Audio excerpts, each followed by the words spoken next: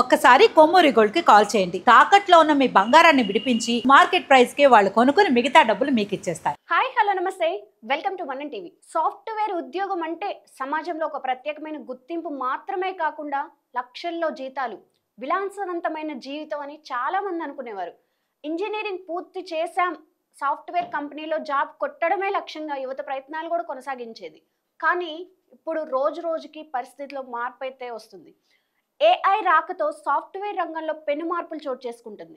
ఈ నేపథ్యంలో ప్రముఖ సాఫ్ట్వేర్ సంస్థ జోహో సహ వ్యవస్థాపకుడు మాజీ సీఈఓ శ్రీధర్ వెంబు సాఫ్ట్వేర్ ఇంజన్లకి ఒక హెచ్చరిక చేశారు. సాఫ్ట్వేర్ ఇంజన్లు పొందుతున్న అధిక వేతనాలు ఎప్పుడూ శాశ్వతం కాదని, ఉద్యోగాలు పోయే ప్రమాదం ఉందని శ్రీధర్ వెంబు ఎక్స్ వేదికగా సంచలన వ్యాఖ్యలు చేశారు.